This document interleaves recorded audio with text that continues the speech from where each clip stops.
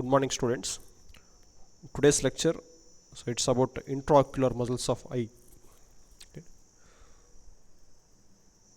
So these are the specific learning objectives of today's lesson. So at the end of the session, all the students should be able to list out the intraocular muscles of eyeball, and they should be able to describe the nerve supply, the function of the intraocular muscles of the eyeball, and they have to differentiate the intraocular muscles from the extraocular muscles, because there is a mistake there. It is extraocular muscles. Okay, so that's about the today's specific learning objectives. So before going to the lesson, intraocular muscles, so the preamble to the lesson. Okay, so just briefly about the eyeball, the layers of the eyeball. The eyeball has got 3 layers from outside inwards. So you have sclera, followed by the choroid. Of course, the innermost layer is retina. Of course, the sclera is fibrous, choroid is vascular, and the inner retina, of course, it is a neuronal. Okay, so that's about the coats of the eyeball from outside inwards. So the outermost layer is called sclera, which is the white in color, the outer layer of the eyeball. So it is tough fibrous membrane, so that helps to maintain the spherical shape of the eyeball. Okay, so as it is a fibrous layer, so that supports and of course maintains the shape, the spherical shape of the eyeball. So again, the sclera mainly trends anterior continuation of the sclera, so it becomes transparent over the anterior aspect of the eyeball, so thereby forming the cornea. Okay, it is the cornea is part of sclerotic coat, okay, which is transparent, the front part of the eyeball, through which the light waves passes. Okay, the light rays, not waves, the light rays passes. Okay, and it doesn't have the blood supply. It is avascular. The cornea is avascular, but lots of the nerve endings. So it has got richly innervated, but it is avascular. So that is the cornea, which is the anterior continuation of sclera. And the next layer of the eyeball, of course, followed by the sclera. Of course, so the sclera has got not only the cornea, so we have other the bulbar part of the conjunctiva, so that covers the cornea.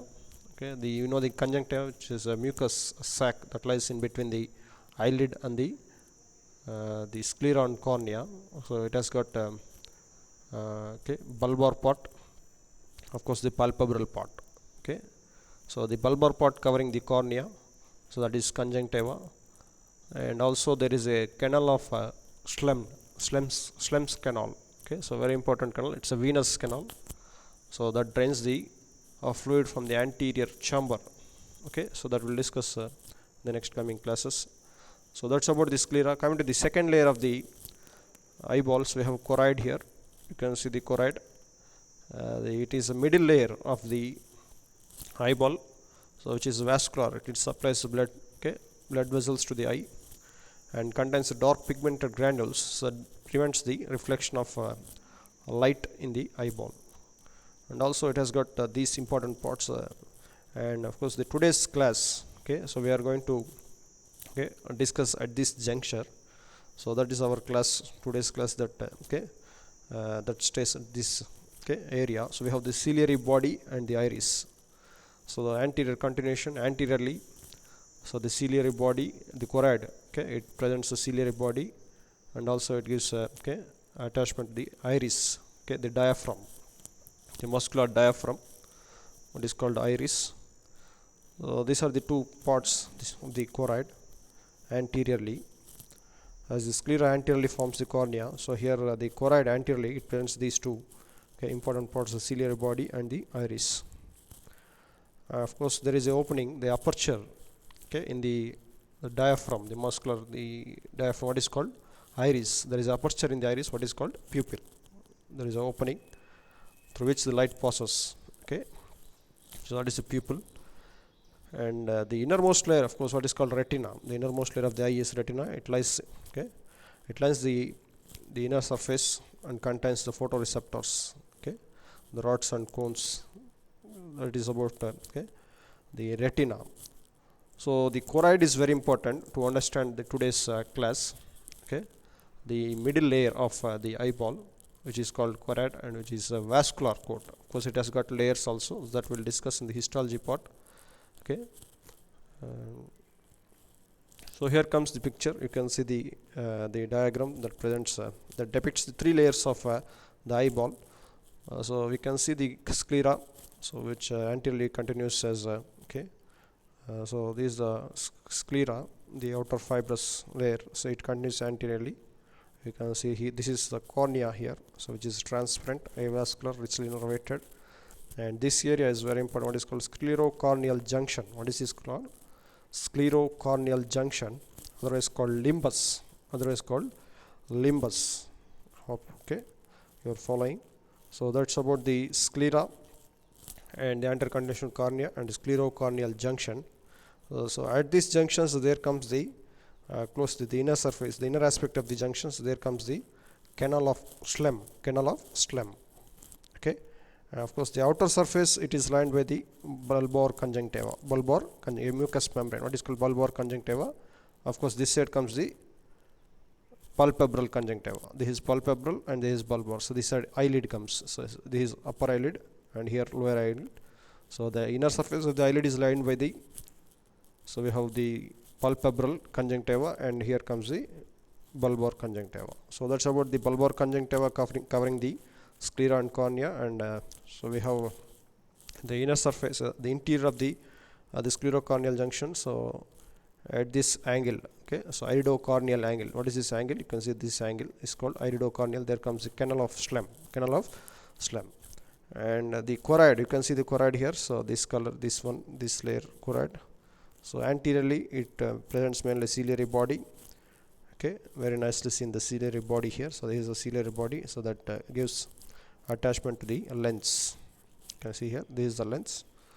So which is suspended by the suspensory ligament. Suspensory ligament attached to the ciliary processes from the ciliary body. Okay, so that's about the ciliary body, and also you can see the iris here. So this is iris. So just in front of the lens. So this is iris, and there is aperture in the center of the iris. What is this called? Pupil. Okay. So this is the diaphragm. So very important. So the iris, it divides the entire eyeball into the anterior segment. Okay, of course the lens. The lens, it divides the entire eyeball into two segments: anterior segment, posterior segment. So this segment is posterior segment. Okay, so this segment that lies in front of the lens is anterior segment. So again, the iris, it divides the anterior segment into two chambers: anterior chamber, posterior chamber. Is it clear? So that's about the anterior segment in front of the lens divided into anterior chamber, posterior chamber by the lens. Okay, so it consists of aqueous humor. So there is a fluid, what is called aqueous humor, so secreted by the ciliary process. So it comes, the aqueous humor secreted within the posterior chamber, that comes into the anterior chamber through the pupil. Of course, it is drained into the venous capillaries through the canal of Schlemm. So that is about the secretion of the aqueous humor and the drainage of the aqueous humor. Is it clear? So that's about the anterior segment consisting of anterior chamber, posterior chamber, separated by the iris. So this is iris. Is that clear? So that's about the anatomy of the eyeball, and the main layer today's class, that is choroid, is very important. So this is the area we are going to discuss today. So at this juncture, so we are going to discuss the today's topic, and the innermost layer, of course, what is called retina. You can see the retina is neuronal layer. Of course, it has got layers. So important layers, mainly the rods and cones layer. So the innermost layer, what is called the ganglion cell layer. Of course, the axons of the ganglion cell layer, that forms the optic nerve. You can see here optic nerve. Okay, and you can see the anterior ends of the retina, so that shows the serrate margins here. So this is called ora serrata. What is this called? Ora serrata. Is it clear? So this part is called ora serrata. Very nicely seen. You can see this, okay, this area there is a serrate margins of anterior, okay, ends of the retina. Okay, what is this called? Ora serrata. So that is in detail about, of course, briefly about the the three layers of eyeball. And so we are going to the today's topic. So mainly the orbital muscles, the muscles of the eyeball. So we have these two types. Mainly it is broadly classified into intraocular, extraocular. So the intraocular muscles, so that lies within the eyeball, so otherwise called intrinsic muscles. Intrinsic muscles. The extraocular muscles that lies outside the eyeball, outside the eyeball. So now that you know the structure of the eyeball, so consisting of three layers from outside inwards. Okay, so the extraocular muscles, they are attached to the sclera, and that lies outside, and they are meant for the movement of the eyeball. Okay, the movement of the eyeball. Coming to the intraocular muscles that lies within the eyeball, otherwise called intrinsic muscles. So they are meant for the, so very important, to enhance the vision. Okay, so especially the ciliary muscles responsible for the accommodation reflex, and of course the sphincter pupillae, dilator pupillae, so that controls the amount of light entering the eyeball. So these are the important functions of intraocular muscles, so that we are going to discuss today's class. Okay, so that's about the intraocular muscles, otherwise called intrinsic muscles. So here comes the intrinsic muscles, extrinsic muscles. The intrinsic muscles, you can see here, so this is the intrinsic muscles, so that comes in relation to the ciliary body and the iris, okay, of the choroid, of the choroid. And here comes the lens. So that is of the intrinsic muscles located inside the eye that helps and holds the lens in place and modifies its shape. Okay, so thereby it facilitates the near and of course the distance vision. So that we'll discuss okay, in the next coming slides. Coming to the extrinsic muscles, of course located outside the eyeball, that controls certain eye movements such as moving the eyeball from side to side. Of course they're rolling the eyes. Okay, so there is a separate class for the extraocular muscles. So in that class, so we'll discuss in detail about the extraocular muscles of eyeball. Of course that is important essay also. So coming to the intraocular muscles, so these are the intraocular muscles of eyeball. So we have ciliary muscle, which helps in the accommodation. So what is called accommodation reflex. Okay, so accommodation reflex means to facilitate the distance and the near vision. Okay, so distance vision, near vision. So how it is okay, taking place. So that is called the accommodation reflex. Of course it is discussed in detail in the physiology, rather the anatomy. Of course you should, before understanding the physiology, you should have the anatomical knowledge of the ciliaris muscle. Okay, this class it might help to understand the accommodation reflex that comes in the physiology chapters. Okay, so that's about the ciliaris muscle. And the sphincter pupillae, so that constricts the pupil. Of course the dilator pupillae, that dilates the pupil. Okay, so these intraocular muscles that changes the shape of the lens and size of the pupil, so thereby it helps in okay, to enhance the vision.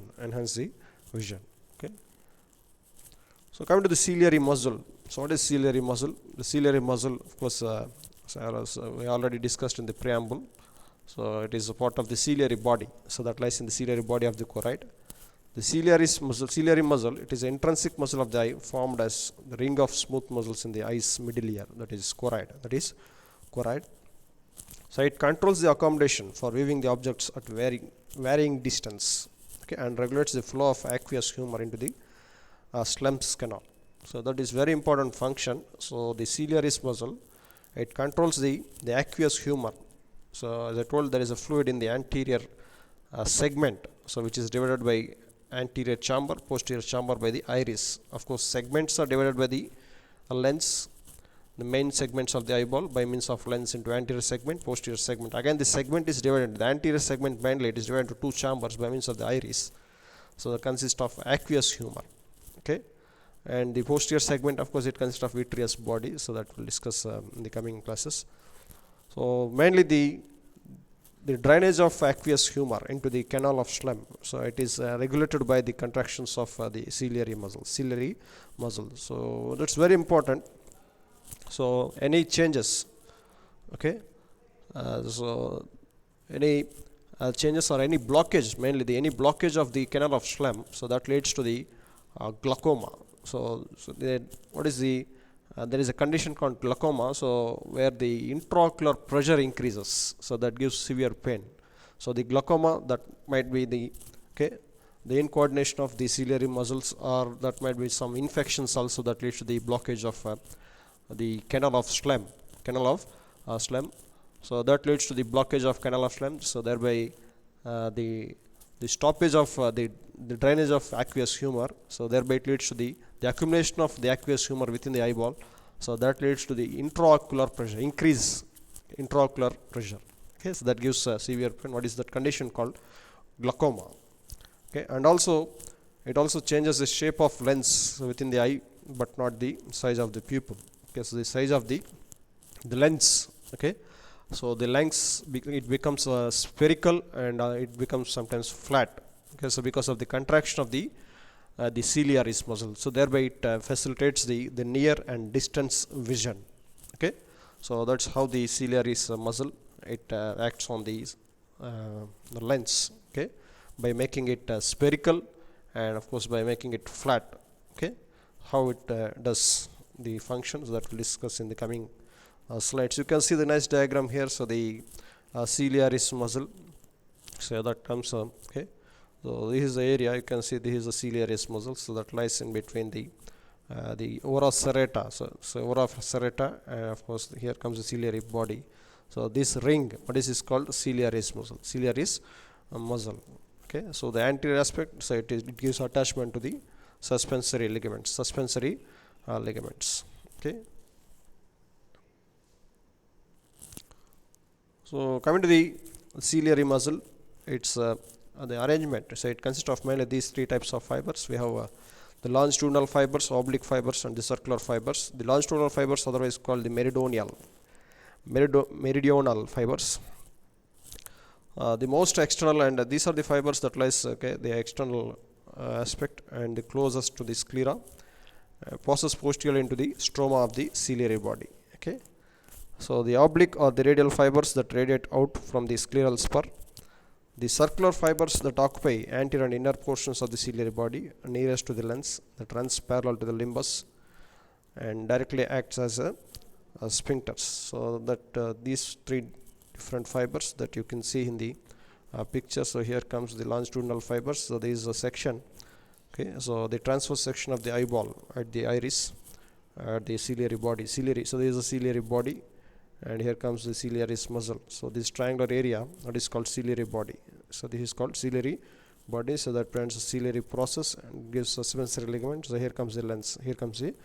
And this is called iris. What is this? Iris. Okay, and this is ciliary body, which is triangular in shape. So it's consisting of the ciliaris muscle, so arranged in longitudinal, oblique, and circular fibers. Is that clear? So that's about the ciliaris muscle. Okay.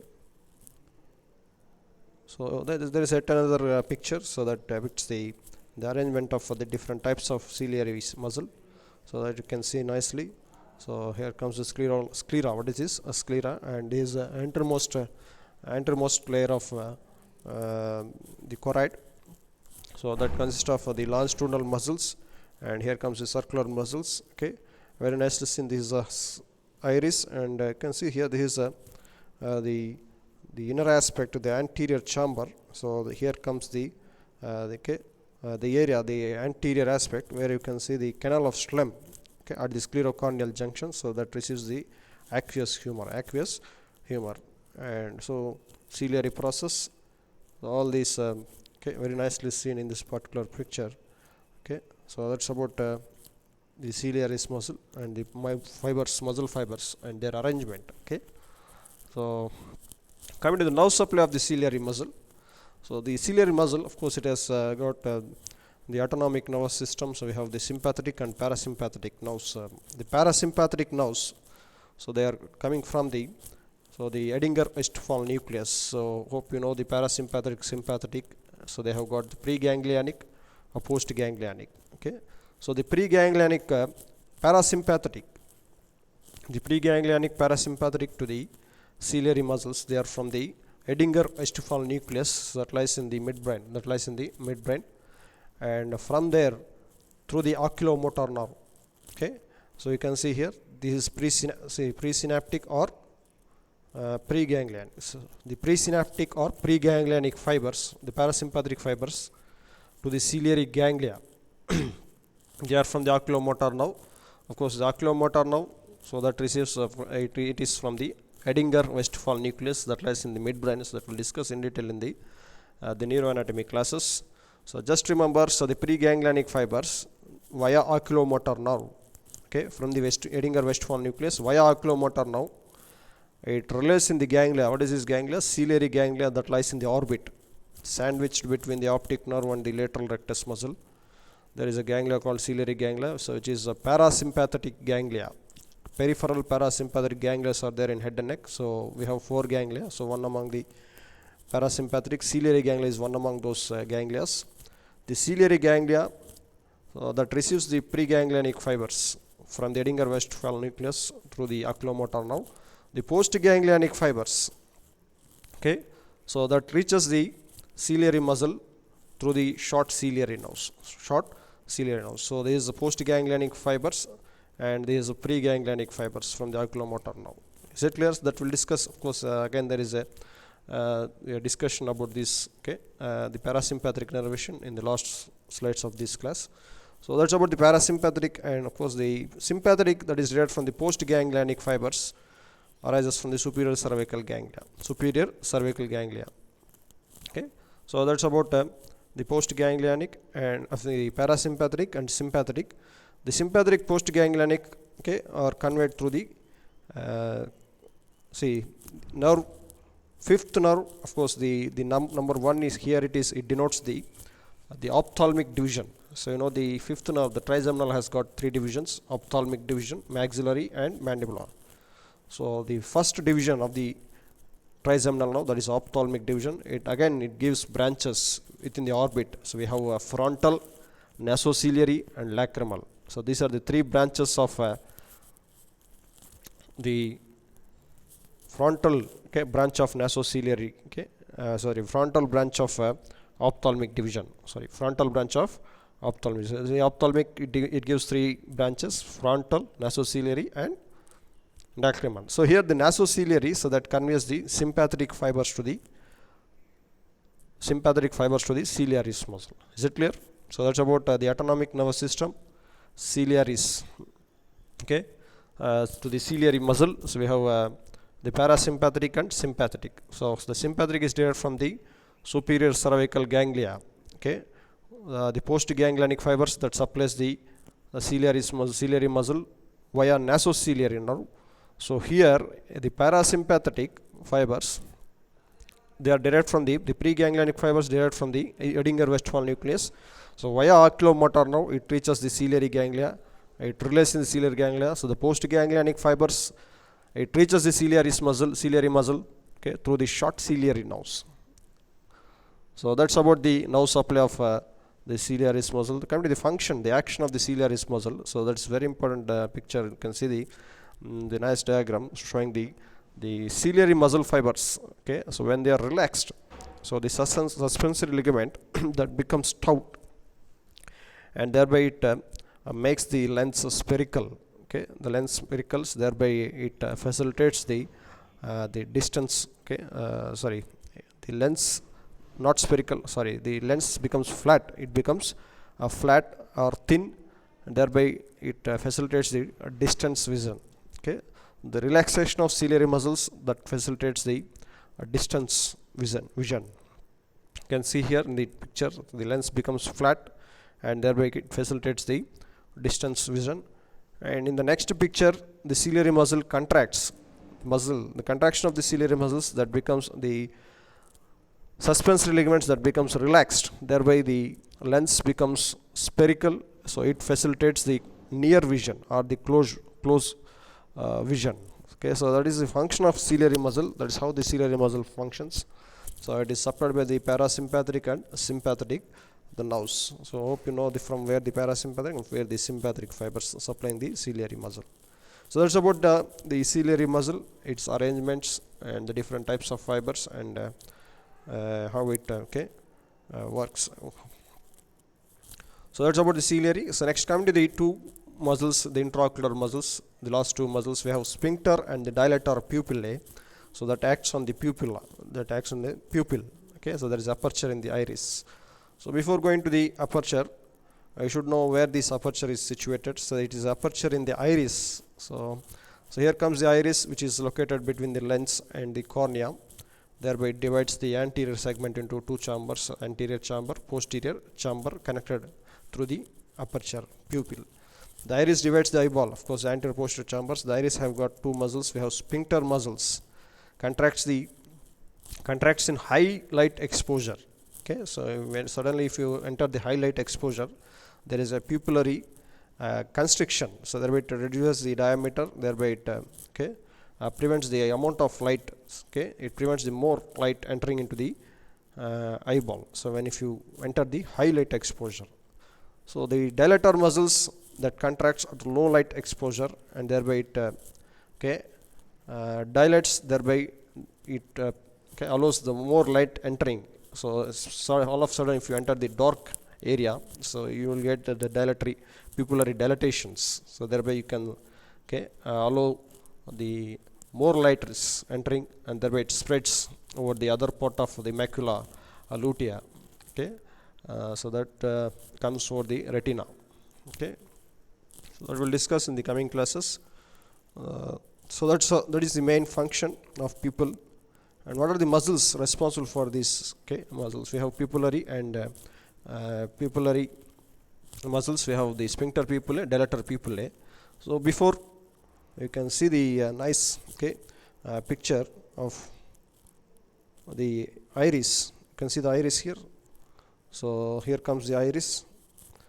The center, the black dot, of course, that is the pupil. Opening is called. So this is a front view. So from this part of the eye, you can see the iris here. So this is a cornea. What is this? The cornea. And inside the cornea, so you can see the iris. There is a diaphragm, muscular diaphragm. Okay.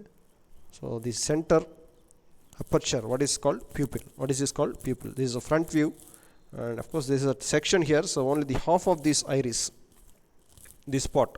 So this spot is enlarged here. You can see here half of the iris here. So this spot is enlarged. Thereby you can see the layers of the iris from anterior to posterior. Has anterior limiting layer. So this is anterior limiting layer, followed by the stroma. So this whole thing is stroma, and of course posteriorly we have the posterior epithelium or the posterior limiting. Okay, posterior limiting layer and posterior epithelium. So in between these two, anterior limiting, posterior limiting, as we have the stroma that consists of the muscles. You can see here. So close to the pupillary zone. So this is pupillary zone. This end is pupillary zone. This is the root. This is root of the iris. You can see the iris root, and this is a pupillary zone. Close to the pupillary zone, so there comes the sphincter pupillae, and close to the iris root, there comes the dilator pupillae. So to demonstrate these two important muscles, we have taken this picture. So it helps you to understand the position of the dilator and the sphincter pupillae. Sphincter pupillae, it's close to the pupillary zone, and of course it comes at the. So on these two that lies in the stroma. What is this called? Stroma. Okay, so that's about the pupil. The muscles in iris stroma. So we have the sphincter pupillae. The muscles are circular muscles, 0.75 to 1 mm wide, composed of smooth muscle cells. The muscles, it is 0.1 to 1.7 mm thickness, and is considerably thicker than the dilator pupillae. So it encircles the pupil and is located in the pupillary zone of the stroma. The sphincter muscles is firmly adherent to the surrounding stroma of iris.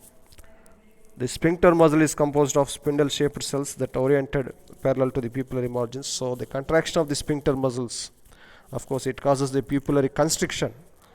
So what is that otherwise called? Miosis. The miosis is pupillary constriction. Okay.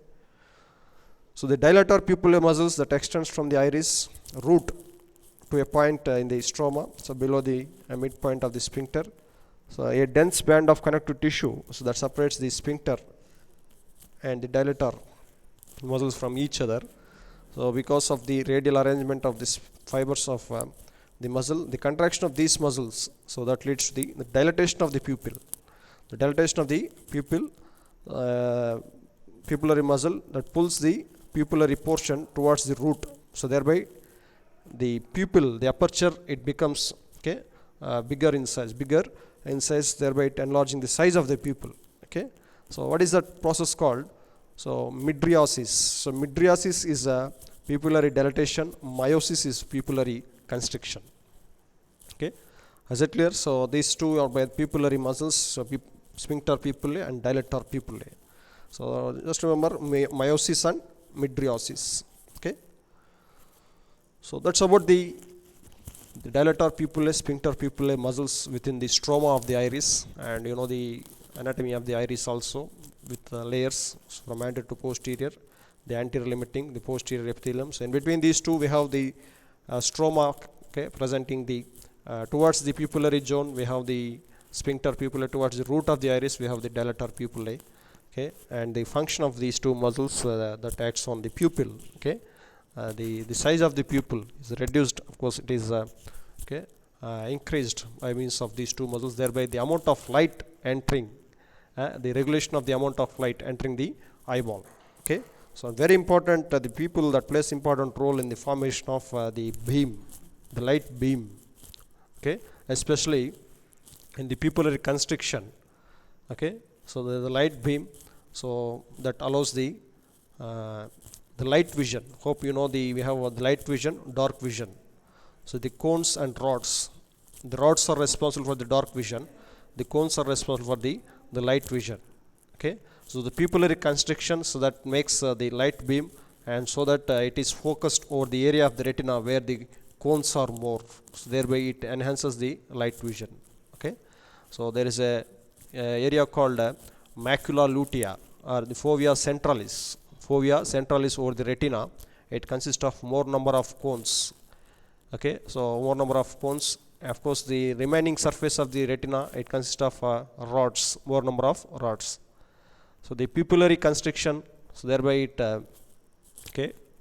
makes the light beam, so which falls over the macula lutea, consisting of more number of cones. Thereby it enhances the light vision. Okay, so what happens if you enter the dark exposure area? Okay. The pupillary dilatation takes place, thereby the light beam, it is spreaded over the other parts of the retina consisting of rods, thereby it enhances the dark vision. So that is the mechanism takes place. Okay, and thereby the pupil that helps in the light vision and the dark vision. So that's about the function, and mainly the muscles responsible for the increase or decrease size of the pupil. So we have sphincter and dilator pupillae. So coming to the nerve supply of the sphincter muscles.